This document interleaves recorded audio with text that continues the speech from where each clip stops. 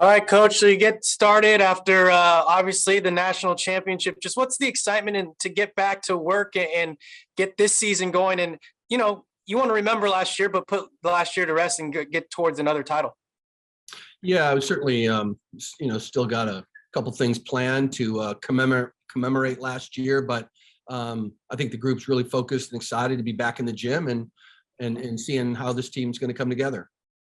And obviously, you have some holes to fill with that senior class, some of one of the best in program history.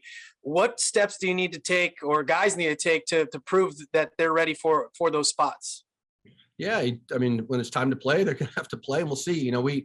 All of the replacements have already been in our practice gym for years, so it's not like we're bringing somebody in that's never played, either in our gym or at a high level. So, and we'll just see. We think we got some depth, and we'll see as the season unfolded who emerges as this team's leaders. Coach, what would you say is the hardest part about competing as champions?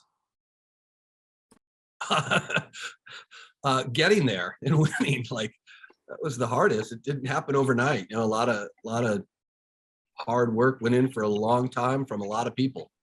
Coach, from a kind of COVID standpoint, obviously some other teams are dealing with some COVID issues. How are you guys, mitigating, or what are kind of the protocols you guys are using to keep your guys safe and keep you guys healthy as training camp starts getting going? Yeah, that certainly was, one of the first topics of conversation this morning, just, for the guys to remain vigilant. We've had individuals have had cases over the last 2 years, but never when we've been together as a group. So, hopefully that continues. And it really is guys making good decisions. And there's an element of luck to it too, because, you got to hope that everybody you come in contact with was making good decisions also. But we'll stay focused on, our guys just kind of taking care of themselves and trying to take care of each other. And hopefully we're able to keep moving forward here. Aloha, Coach. On that note, Irvine's had to cancel their matches with Loyola and Lewis this week. I was just curious. I'd heard that there might be some problems with Loyola. Are you still expecting the Ramblers to be here next week? Yeah, I haven't heard anything out of Loyola, and I had to put a call in the NIF just to see what's going on and check in. I check in pretty regularly, so I don't know what exactly the situation is. But for us, it's all systems go and looking forward to next week. You kind of touched on this a little bit earlier, but who are some returning guys who, fans should look out for in this upcoming season with the holes to replace? Well, the ones you're most familiar with, we had 2 freshmen and a sophomore on the floor last year when we won. Certainly led by our returning setter, who will be on here with you guys in a minute, and he played at a really high level last year at the end of the season. And certainly he's had a great fall for us. He, got some valuable time with his national team this summer. So, we're really looking for Jake to be not only, one of our best players, but one of the best players in the country. He's playing at a really high level right now. And then Guillermo Santos Voss played great in the Final Four, and he's continued to improve and develop, as has Chaz Galloway. So, we got a nice group of guys that played a bunch in 2020 when we were one the whole year. So those 3, as I mentioned, Brett Schuard's played a fair amount. Max Rosenfeld's played. Philip Humler's back. So like I said, the replacements from the lineup have all been in our practice gym, and it'll be fun to see how the team emerges and who steps up. Coach, great to chat with you. Question, you look at the transfers that you have. One of them was adding Kyler Prusho. Can you just talk about what you've seen from Kyler in the gym and what we can expect from him in a Rainbow Warriors uniform this season?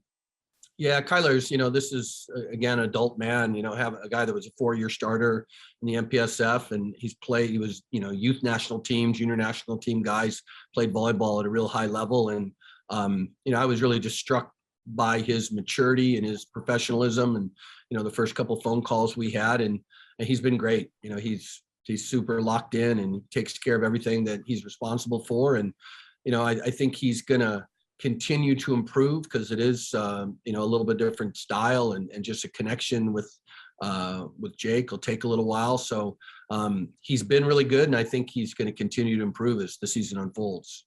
Question about who takes over for Gage. Obviously, All-American, the big hole to fill. You have quite a few options. What have you seen in the practice gym and what who do you expect to start on January 5th against Loyola? Yeah, we got a handful of guys that are competing hard and can all play at a pretty high level. We did pick up a transfer as well, Avery Enriquez, a local boy who graduated from Grand Canyon's back, and he can play the position. There's no doubt. We had Brett Sheward training at that position when he first got here, and we're kind of back in that. He's played the majority of time in the fall for us. And when he's locked in, he's really good. He can play volleyball at a high level. So he's kind of got the nod now, and we'll just see going forward, if he's able to handle it when the lights come on. Everything we've seen in practice indicates that he's going to continue to improve and be a good player. But, Leo Choi's here for the third year, and Logan Sharp's been here for a couple of years. And I mentioned Avery Enriquez. So, we'll see who emerges. Brett's got the lead at that position right now, and see if he stays in that spot. Coach, when you were making this schedule, were there any games or teams that you saw that were like, as coaches, you guys need to put a more emphasis on in a game plan wise this season, or? I'm not sure. We put a game plan together for every opponent, so there's and I think they all get the same kind of attention. Charlie, you talked about how it's good that you've had these guys in your program, or like when Chaz or Guillermo, they've all played valuable minutes. As a coach, how much more at ease does that make you, knowing that you kind of know what you're going to get out of these guys that need to step up this season? Yeah, for sure. Again, they're guys that, we know they know how to train and practice. We know they know how to win. We know they've been on the floor in really meaningful matches for really years now. So that's the comforting part of it. And then, but it's still a new group and going to have a new dynamic, and there will be new leaders. That's one of the things we've seen from Jakob, where he was the starting setter, but he still had Pat, Colton, Ratto guys around him. And now, he's really merged into the leader, and then just as a vocal leader and an emotional leader. And, we're still going to see who will emerge as the statistical leaders as we start playing games and the season unfolds. Apologize if you answered this already, but, you're number one for a lot of last season. You're kind of accustomed to that spot, but coming in as defending national champion, does that kind of make the target even a little bit bigger? Not for us. We keep going about doing what we're doing. If they vote us in that spot, great. But I think the poll this year is kind of certainly getting the most of the number one votes are just a reflection on where we ended last year. And like I said, we did return kind of half the lineup, so it's not like we're completely unknown. I think the most unique thing about the poll and kind of figuring out how this plays out this year is there really isn't the consensus, like 20 kills a night guy against every team in the country. And for several years now, and it has been several years, all the way back to whether it was Taylor Sander and TJ and certainly Ratto, Stein, Gabby Garcia, we knew who those main kill leaders were going to be. The guys and their teams are always going to be in the top 3 or 4, and they're going to be, the go-to guy. So the real player of the year candidates were kind of known. And I think talking to other coaches, we're all like, we'll see, which teams are going to win the most and which teams are going to be the statistical leaders on those teams will be the guys that emerge as the player of the year candidates. And it hasn't been that way for a long time. I think we've known, who are going to be the best teams and who are going to be the best players. And this year is wide open for everybody. Coach, 2 quick questions. Have you chosen your captains, and how's Max's rehab been after his hand injury? Yeah, Max looked good today. It was the first time him kind of back as a full go for the last couple of months. He looked good. He was strong. He stayed here the whole time. So, he's going to be right back out there competing for us. And the captains and that stuff, actually, we had a vote for it right before we left, and we haven't even tallied them up yet. There's some other stuff that we kind of calculate into our whole a la carte matrix that we really haven't got into. But, you know, we've always said too, we're at our best when everyone is demonstrating the kind of leadership and putting the team first. Coach, I know with all this, COVID cases going up and potentially there's nothing yet on fans being allowed or being disallowed, but like how nice will it be to have at least some fans back in the stadium, and what do they mean to you, and how much have you guys missed them? Yeah, it'll be awesome, and just and really hoping that we can get back to, kind of life as normal as soon as possible here. We were undefeated in front of fans last year, and we really missed having the fans there throughout the year, and it was great to have them in Columbus, and certainly looking forward to our fans coming out Wednesday and helping us unveil the national championship banner, and just great to have them back in the Stan Sheriff Center with us. Coach, two-part question here for you. First part is, what do you feel has been the biggest improvement in this team since you started your fall training session? And then conversely with that, obviously it's the start of the season. Every team has questions at the start of the season. What's the biggest question you have about this team at the start of the year? Well, I just think for us, kind of, the first part of it, like what we're best at, like we've gotten better in terms of the offense. And again, a lot of that's because Jakob is playing at such a high level, and the players, and I think even the fans sometimes, they always want to see you go fast, right? Everything, like run the offense fast. And we've gone fast when we've had a veteran setter and veteran attackers. For me, I can't just take a new guy walking in and tell him to start slinging it all over the lot when he really hasn't done that. He can run it fast, but there's just too many errors. So Jakob right now is ready to run a pretty, fast offense to both pins. And that's kind of new for us too, that we haven't gone fast overhead. And the connection with the middles, with Kyler coming in and Max kind of, taking on a bigger role, having that connection in the middle has been really important to us. And then what was the second part of the question? Just what's the biggest question, Mark, that you have about this team right now? Knowing that every team start of the year has questions. Yeah, that part's easy for us. It's who's going to do the heavy lifting. We when we were on Rado time and Jake could just jack it from anywhere on the court, a high ball to Rado, that was a pretty successful formula for us. And we just don't have, like I mentioned, no team in the country really knows who that guy is. You kind of got an idea in your own practice gym, but for us, having that real, consistent, successful out of system attacker, who's going to clean up the mess, who's going to do the heavy lifting, that'll be a question mark. So speaking more on like the other side of the ball, who do you think is going to replace like the production of Patrick Gassman? Because he did lead your team in blocks last season. Yeah, Guillerme is playing at a really high level. I think there's no doubt he'll be one of the best middles in the country. And we're kind of moving him in the position in the lineup a little bit, where he'll start in the front row more, where last year he started back. So when you start up front, you just get 30% more opportunities to block. So I think Guillerme is going to have a really outstanding year for us, both offensively and defensively. You kind of alluded to it with the question about replacing Gage, but you lose Gage and Colton, two of your top passers, right? So is that an area where guys have stepped up, or you've had to address in the offseason here? Well, certainly it's always been a focus for us. And, historically, we've been really good at receiving. Chaz has certainly proven that he is a solid receiver. His reception skills have improved a ton since he's been here. And, he can walk out there and receive serve at the highest level. And Philip, he played a bunch in 2020 and pretty solid. So we'll continue to work on it on a daily basis. It's something that we kind of pride ourselves on, and in really developing receiver attacker kind of players. And we have been good at it. And, it's always a priority for us, and we'll continue to be. It must have been really tough to build your schedule this year, Charlie. Can you tell us a little bit how that went? Because obviously it's a lot of grow the game opponents and fewer MPSF opponents. Can you tell us a little bit about how that went?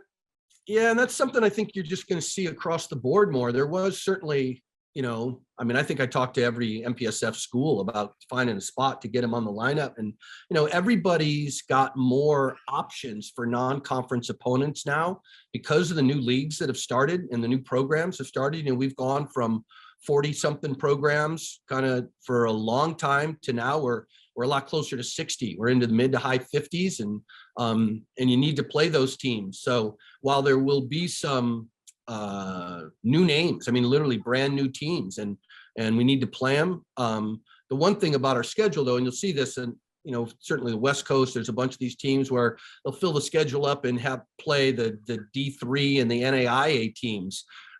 Every opponent on our schedule this year is a legit D1, D2 program. So they are RPI games. They count towards the schedule and not just as a win, but actually to the RPI formula. And I just think going forward, that's something you're going to see more of, with more non-conference options. We're way past where all the West Coast teams, that's virtually the only teams they played all year. When the league was 12 or 13 and we had 24, 26 league matches, you only had one weekend, literally. That was the outrigger. That was the only non-conference matches we played. So those games are long gone, and they'll continue to see more new names in volleyball.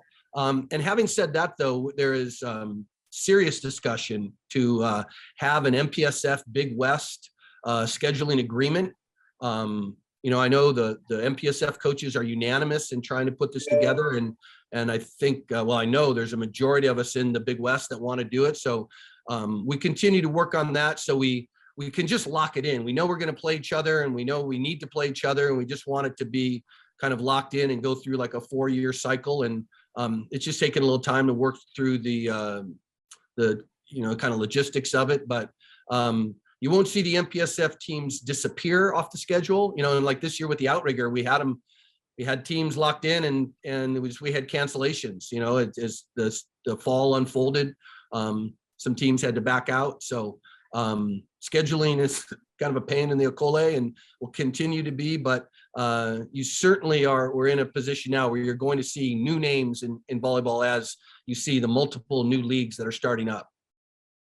In addition to that, Charlie, in addition to the numbers going to the high 50s, will the NC2A consider expanding the field? Yeah, I mean, that's under active discussion, and I think that's going to be a reality. Again, another real exciting time for the sport, where we were 4 teams in the Final Four for a decade, and we've now moved to 7. And I think everyone's hopeful, and some even confident that we can move to 8, 9, 10, 11, that their expansion is imminent. If you had to start a lineup tomorrow, who is it? You, Chris, Tiff, probably Jason, Kanoa, I think we'd put out there too. Where would you Coming put off the Kanoa? bench serving. Where would you put Kanoa? Okay, I'm the back row. I'm okay, fine. I'll be the back row specialist. Tip and set. We're good. Good job. All right, aloha, guys. All right, Coach talked about the national team and how important that was for your development this offseason. Just what was that experience like, and how much more confident do you feel heading into this season? Yeah, for sure. I think the national championship experience has been really helpful, like meaningful to me, and like just being at the stage where like you play for the most important thing of like the season. Like everybody wants to win a championship, but I think just being at that stage and like getting that experience has been like really helpful, not only for me but like the rest of the guys too, for sure. Sorry, I was asking, you played for your national team, right? This offseason? I had, yes. Yeah. How was that experience? Sorry, I should have specified a little bit better. Yeah, so I mean, for sure, like bringing the experience from Hawaii and then translating that to the national team has been really valuable. This summer I played in Memorial Tournament in Poland. So we actually played against the national team of Poland that played the Olympics a couple weeks later. And also we played Egypt, and we also got some good experience. We almost won against Egypt. It was a 5-step game, and they're number 16 seed in the world, so it's definitely a good experience. So yeah, it's been like good being with the national team over the summer and then coming back here and playing with the Hawaii team in the fall and spring, for sure. Coach kind of talked about it, but with some other teams at UH kind of dealing with some COVID issues, he kind of said it's kind of up to you guys and just taking personal responsibility. How are you as a player, just kind of mitigating and just making sure you guys are being conscious about COVID and all that stuff as some other teams are dealing with an outbreak? Yeah, so we're definitely aware of the risk. So what we're trying to do is just like being in the bubble as much as we can and like not expose ourselves, like being with larger groups of people. So I think, yeah, we all aware of the risk, and we don't want to be in a position where we cannot play our game. So we're just doing our best to just stay in the bubble and not get COVID. Knock on wood. That's the goal. And to piggyback on that, last year you guys played all your home games the entire season basically until the national championship, no fans, right? Right. So how exciting is that for you to just get back into the stand with people, whether it be full capacity or some other things? We don't know what the future holds, but just to have some kind of fans back. Oh, for sure, it's amazing. I think already the Stan Share Center is like a special place, but having fans in the stands is like that makes it even more special. So we're definitely excited to have fans back in. Jakob, you got to go home. You got to go to Europe for a little bit. How good was it to go back for just a little bit to recharge before the grind of the season, which could ultimately go into the early part of May? It was great just getting some time to relax. I spent time with my family mostly because everything was pretty much locked down. I also got to be outside and ski, so that was definitely something that was like good to me, and like just being in the cold like for a bit, and then being here and then coming back to the heat with the season, like everything is going to be a really busy schedule for sure. So we're definitely going to have to be dialed in for like the entire time. So that's something I'm looking forward to. Thinking back to this time last year, not just in terms of COVID, but in terms of the team. I mean, you're looking back, how confident are you now about this team? Considering you guys were able to use last year's team to win a national championship, like, are you guys feeling that, just as confident that you can win it all? I would say I'm pretty confident because like just having back the last season and also the past years, we can definitely like see we're playing at a really high level when we're into it, and like just that we're also capable of keeping a high level for a pretty consistent level. So it's definitely been like nice, like knowing that we can play at a high level and also win games. And also when we're playing well, then we're playing really well. So we can always just keep grinding for that and getting better. That's definitely been the point, but also just like developing in season. Like we're starting at one point in January and then just like building up and getting better until all the way until May. Sorry. So that's like kind of the goal. And like that's been proven the past years as well. Jakob Thelle here from Off the Block. You're obviously saying to a lot of new people this season compared to last season. So who at the start of the season do you feel that you have the best connection with right now? I think at this point I would say G for sure. Like we had a lot of reps together, not only like in the past season, but also just like now we connect really well. We connected well in the end of last season. So that's just like been something we're just kind of keep going. So with G, I'd say. Jakob, to continue on that line, how is it with the new players that have come in, especially the connection with Presho? And what's going to be the biggest difference, do you think, from last year's team to this year's team in terms of tempo? So with tempo, we're definitely trying to play more with a higher tempo. So I think that's been really working well with this team because it's definitely different team dynamics. Also with outside hitters, and also with Dimitri is at opposite. He's a faster hitter, so he can definitely go a lot faster. So that's something we're trying to incorporate more. But also, it's just in the end of the day, we just have to be good out of the system and like hitting the high ball. So it's definitely a mix of both things. And for Presho, he's a great player coming from Stanford, so it's definitely been fun connecting with him also. So pretty excited for what's to come with Presho. Jakob, you lost a strong senior class last season. Now you're one of the returnees. Do you feel like you've taken on a more vocal leadership role with this group as opposed to previous years? Yeah, I mean, I would say so. It's definitely been like more natural of a setter, like being more vocal, because you have to be like connecting and like communicating with the other hitters. So I think like that part just came more like in the end of last season, and then now it's just been like more natural, like transition for me, like to take more of a like central role in the team. So it's definitely been something I'm like trying to just be with the guys and just be vocal, encourage them always, and just do our best every single day. So with that being said, what was the biggest thing you take away from that senior class, obviously one of the best in program history, that you want to keep moving forward with?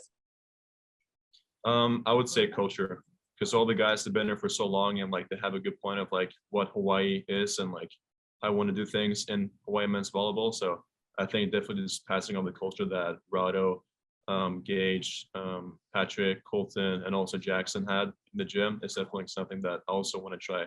And also encourage the other guys to like just keep going with the culture, because that's something really special to this team.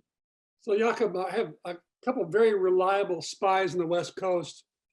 Okay. Who told me that one of them is related to me actually, who told me you really played well in the tournaments in the fall. How would you rate your performance in the fall?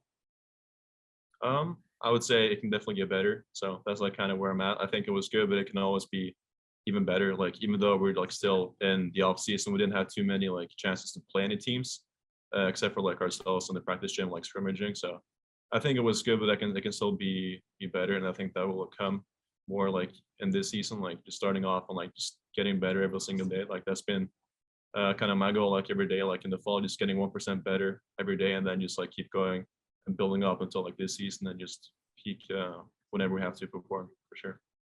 My follow-up question would be, in the fall tournaments, who are you impressed with on the other side of the net, and why?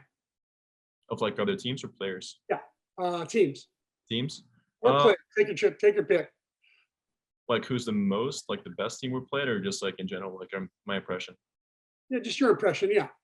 Okay, well, I would first just say that there's like a lot of new constellations on the like each different team, and also we haven't played UCLA Pepperdine too much in the past years, so I think just playing against them was like pretty cool, like playing against like some top-notch like MPSF teams.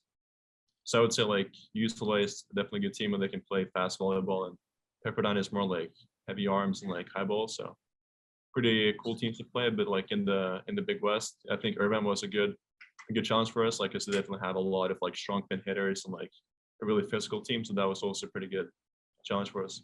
Yeah, one more. I just, coming into the season as defending champion, I mean, you guys pretty comfortable wearing that target? You guys have been number one for a lot of last season, but is that the position that you guys are pretty accustomed to? Yeah, I wouldn't really call it like a target for us, because I think like now it's a new year, it's a new season, so I think like everybody is like at the spot they want to like do well. And I think like in the end, we just want to like prove that every single day we play our games and just like keep improving. So I think like it's not too much of a target. Like it's for sure like a cool thing, like knowing that we won last year, but now it's a new year, so we definitely have the same focus of like doing good and like having success on the court and also off the court. So for, like to us, it's just nothing too much like of a concern. It's more like something we can like appreciate and then just like keep going, getting better. It's no secret that Rado can bail you out. And you certainly relied on him to bail you out many times last year. Who do you see might be that person to bail you out this year? I think, like Charlie said, it's definitely been more of a question mark for this year, but I think for sure that Demetrius can definitely score a lot of points, and he's also gotten better out of system. So that's definitely going to be like the most like the factor, like to see like how Demus is going to respond to like getting more responsibility out of system. But we also have hitters on the pin on the left side. Like we have Philip hitting really well out of system. We have Spiros and Chaz and also Kanai coming in. So it's definitely going to be a lot more like spread out. But I think just having guys that like can take risks like Rada did and just being efficient, that's what it's all about. So we'll see who's that going to be. But for now, it's still something that I have to figure out. But we'll see when the season starts. That's all I can say.